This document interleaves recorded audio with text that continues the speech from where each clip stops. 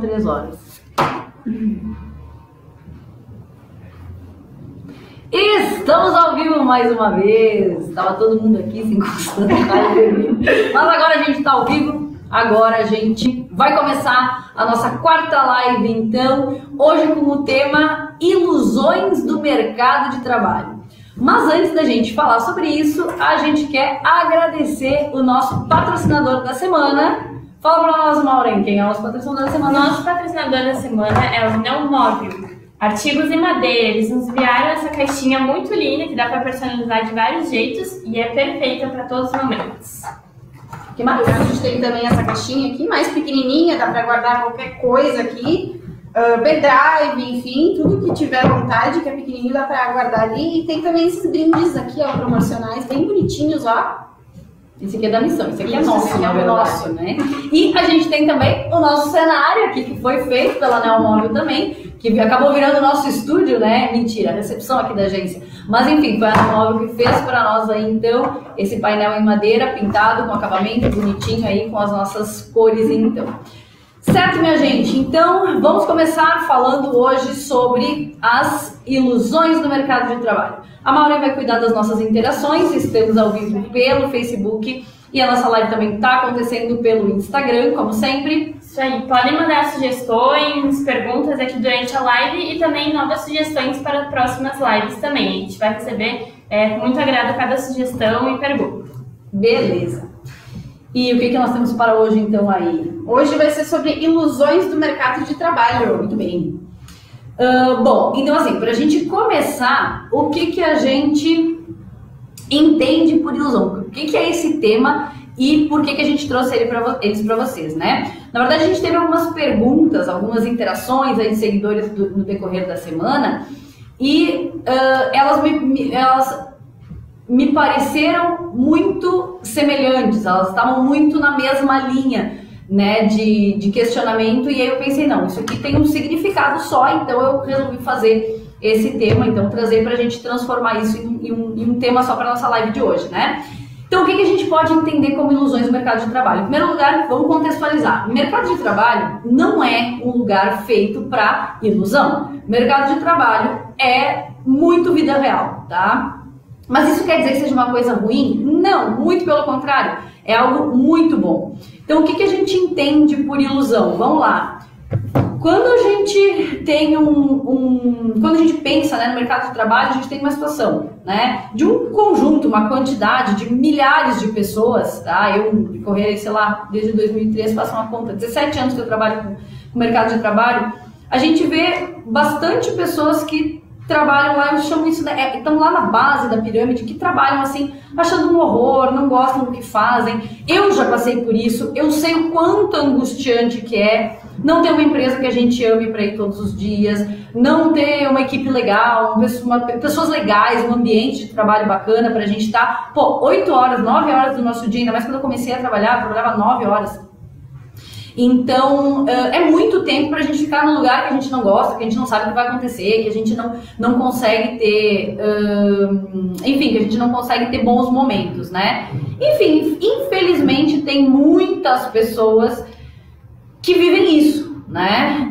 Mas graças a Deus poucas delas chegam até nós, tá? Mas quando a gente fala do próximo degrauzinho, do próximo nível, o da ilusão, aí sim, a gente já tem um contato maior com uma quantidade maior de pessoas. Por quê? Porque a ilusão, na verdade, ela é uma coisa que parece que faz bem pra gente, parece, tá? E em todas as áreas da nossa vida pode existir ilusão, né? A gente se ilude quando a gente vai fazer uma compra lá em, sei lá, 10 vezes, ele disse que é sem juro. Cara, a gente quer se iludir, a gente está se iludindo como consumidor, né? Enfim, a gente se ilude em vários outros âmbitos também. E o que é a ilusão, né? A ilusão é uma escolha inconsciente que eu faço de não resolver um problema.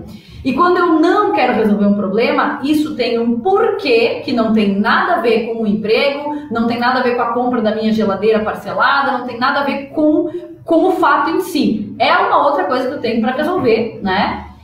E isso é um problema de cada um que busque a sua terapia, a sua evolução pessoal, ok? Mas quando vem para o mercado de trabalho, o que acontece?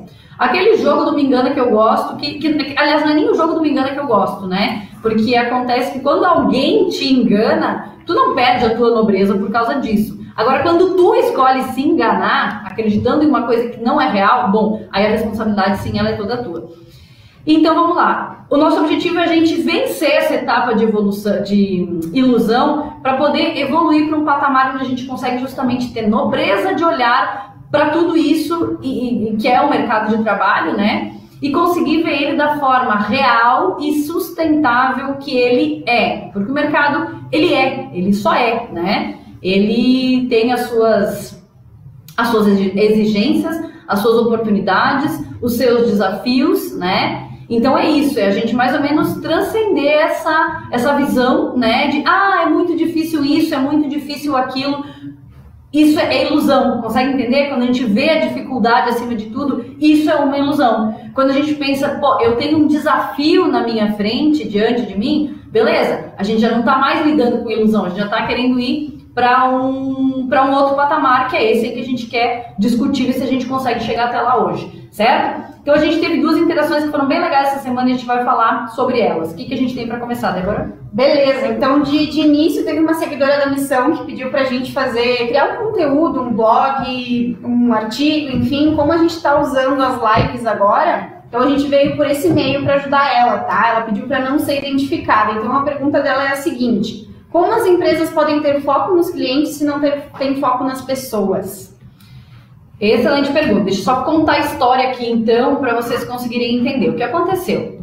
Essa pessoa, ela foi ela se candidatou a uma oportunidade de trabalho, foi chamada e na etapa final, claro, eu não sei em que momento foi isso, talvez tenha sido até em decorrência agora do coronavírus e das suspensões de vagas que teve, das mudanças, enfim, mas era uma vaga de gestão, tá? E aquela vaga de gestão poderia ser suspensa, enfim, né, naquele momento absorvida por um outro cargo, alguma outra atividade, enfim, e teria uma outra vaga uma vaga executiva, né, vamos chamar assim, uma vaga de linha de frente, né.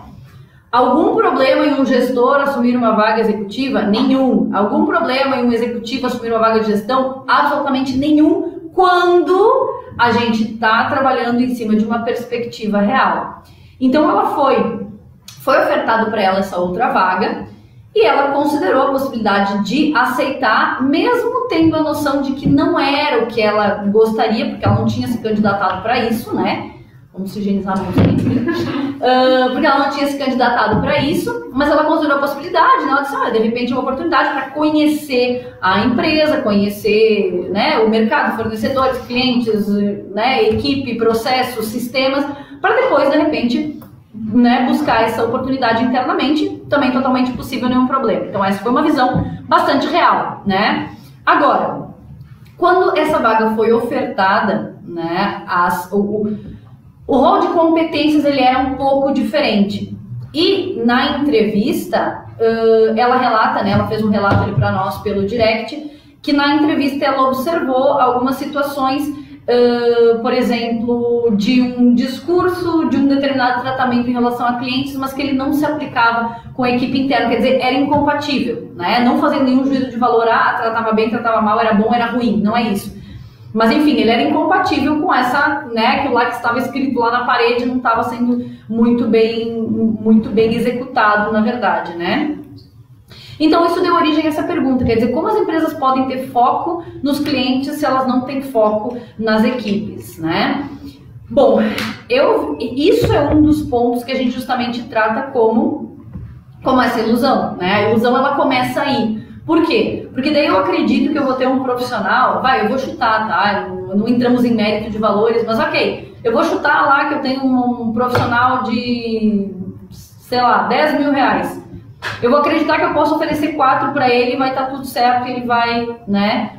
Então assim, a gente tem um cenário de crise, a gente sabe que tem, só que existe tanto um limite para o qual o profissional ele pode, né, absorver e se readequar ou criar alternativas, né? Uma das alternativas que muitas empresas estão fazendo hoje é justamente constituir uma empresa negociar horário e negociar valores e cada profissional paga o seu próprio imposto. Cara, eu acho isso fantástico, é só minha opinião, né? Não é que seja melhor ou pior, mas é minha opinião, né? É uma forma de flexibilizar uma relação que poderia sim ser muito simples. E talvez não com exclusividade ou com algum tipo de negociação de horário, ou, sei lá, consultoria, sei lá, alguma coisa assim. Então, quando a gente tem uma oferta incompatível, a gente pode dizer que a empresa, né, que não é uma ilusão por parte do profissional, mas uma ilusão por parte da empresa, de que ela vai conseguir manter esse profissional por quanto tempo, né? Mas eu tenho um outro caso que acabou acontecendo também, para vocês verem como a exata evidência do que funciona e o que não funciona é a dimensão de ilusão ou de realidade que as empresas, as pessoas têm, né? A gente teve um outro processo seletivo, esse foi internamente aqui, foi nosso, com um cliente que é uma loja, né? Um comércio aqui de Caxias, e o comércio sofreu muito, a gente sabe. Então a gente tinha um perfil, né, administrativo e de gestão para essa loja, e a gente não tinha conhecimento de uma outra oportunidade de linha de frente. E eu entrevistei, nós entrevistamos, enfim, né, quem entrevista são as meninas aqui, fizeram uma entrevista com uma profissional excelente, o perfil dela, né, ela tinha trabalhado numa rede de supermercados por muitos anos, começou como caixa, chegou a fiscal, está cursando uma faculdade de administração. Então, assim, esse é um histórico legal de alguém que está buscando, ela tem uma familiaridade com o ramo do varejo, mas ela tem também potencial e está mostrando um esforço que ela está fazendo para assumir alguma vaga, alguma área que tenha aí conceitos administrativos, porque é isso que ela está fazendo, né? Isso que ela está estudando. Então eu insisti um pouco, né? Até para que a minha cliente, né? Uma cliente que te conhece há muito tempo, eu disse, olha, eu sei que, né, a experiência que tu precisa é um pouquinho diferente, um pouco mais administrativa, mas assim, ó, cara, confia em mim, dá para entrevistar essa menina. E aí ela disse, olha, ela chegou aqui e eu acabei oferecendo uma outra vaga para ela, né? Teoricamente seria a mesma coisa do que aconteceu, né, nesse outro caso. Mas o que acontece? A avaliação, né, que foi feita da realidade de vida, de experiência, de competências, de contexto e de possibilidades de crescimento foi muito maior, foi muito mais assertiva no caso B do que no caso A, né? Então, no caso A que eu contei antes, eu estou tirando um profissional de lado alto e estou trazendo ele para uma situação que talvez eu não tenho muitas evidências aí de uma adaptação dele, né? Enfim, porque se tratava justamente desse tratamento ao cliente, desse contexto ao cliente. E como é que a pessoa ia gerenciar bem o cliente se não tinha uma estrutura interna de equipe, enfim, quer dizer, ficou uma coisa confusa. Mas nesse segundo caso não, nesse segundo caso é justamente um projeto, um processo, né, de reconhecimento de área de trabalho, de modelo de negócio, para possivelmente um crescimento futuro para essa área administrativa. Então o que aconteceu? Deu certo a contratação, né? E essa justamente é a evidência de que um caso foi tratado com ilusão, com expectativas irreais, né? E aí, com certeza, o barco ia afundar ali na frente, né?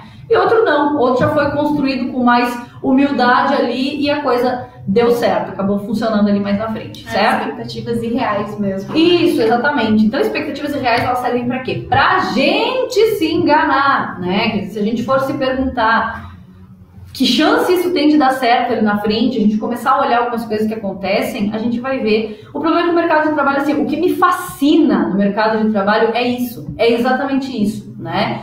E nessa atividade que a gente tem, por exemplo, né?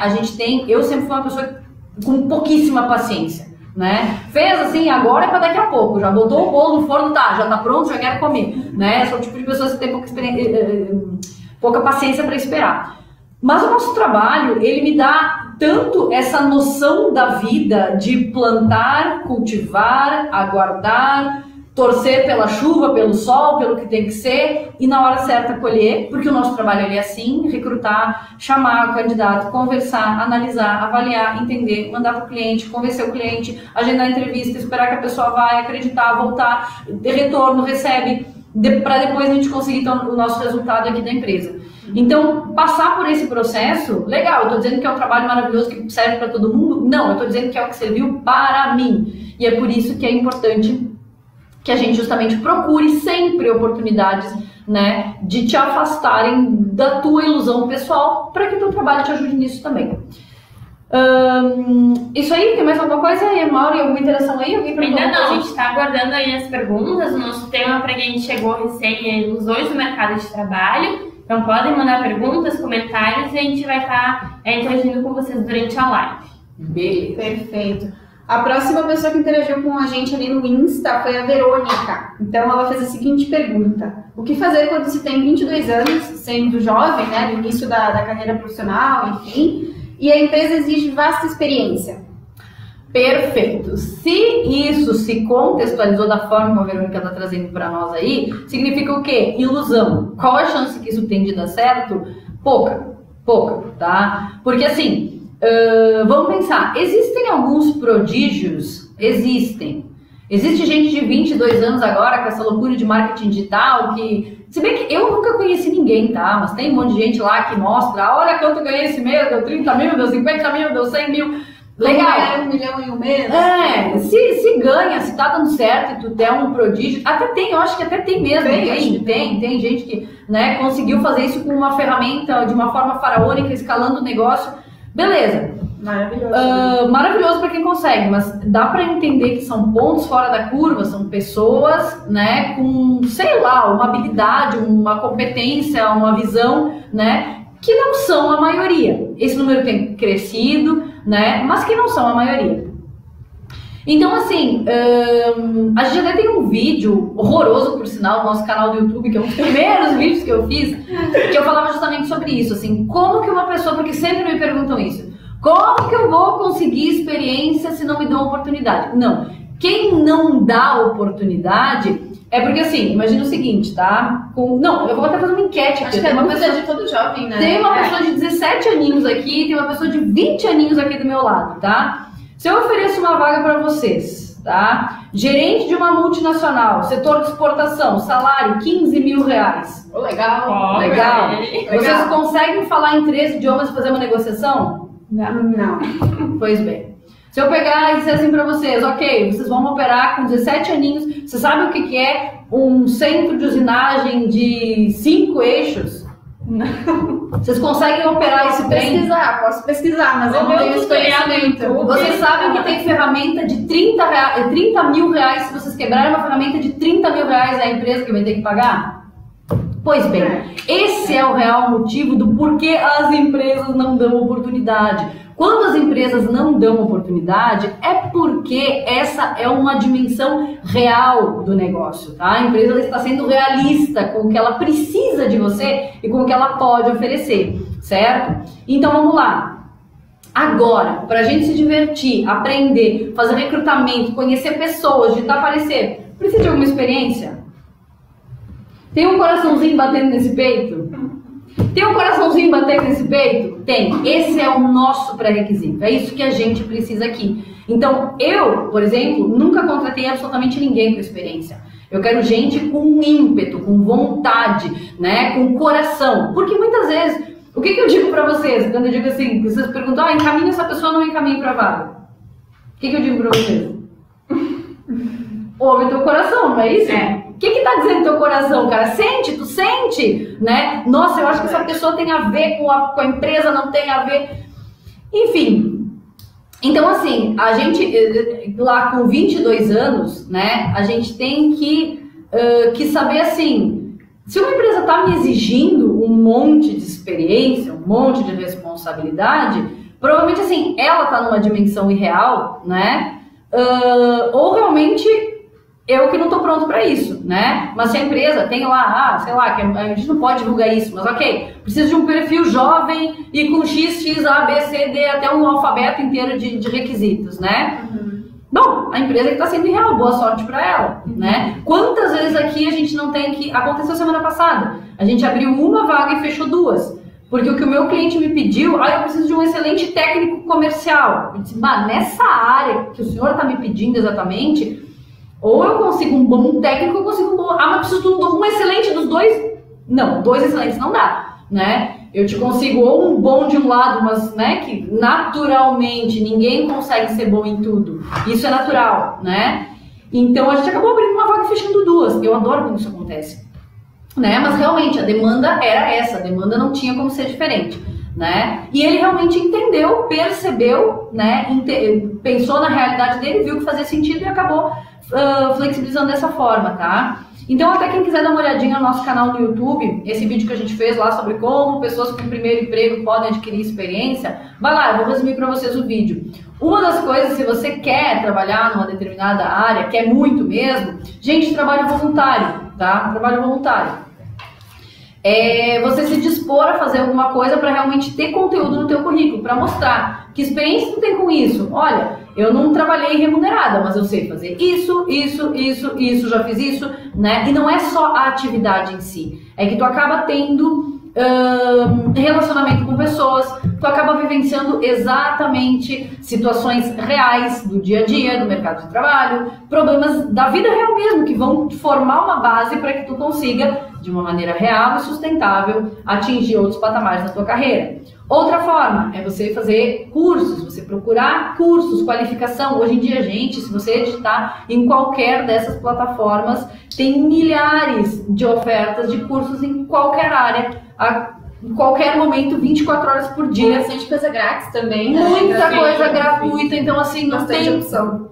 Não tem desculpa para não, né, para ter lá o currículo vazio, né? Nessa quarentena teve vários cursos online, enfim, instituições que iam liberar vários cursos de graça, né?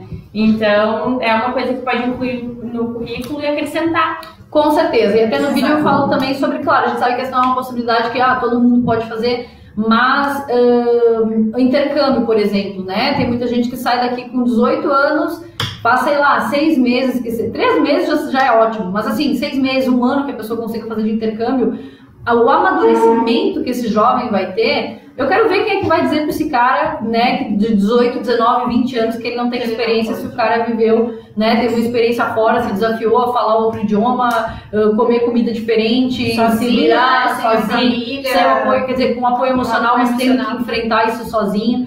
Então, ok, tem muitas formas, né? E aí, então, por isso que vai de cada um, né, se desenvolver, cada um saber quem é, saber o que quer. Porque muitos desses entraves, assim, que a gente encontra, pensem sempre assim, ó, a ilusão, ela sempre vai ser uma desculpa que eu dou pra mim mesmo pra não resolver um problema. Então, sempre que a gente enxerga os problemas lá forinha, a tendência de que seja uma grande ilusão querendo se materializar e ganhar espaço na minha mente, no meu coração, para fazer sentido na minha vida, é muito grande. Certo? Temos mais alguma coisa por aí? A gente tem interações aqui no Insta. A gente teve primeiro da Simone e do Leandro, que eles pediram sobre vagas.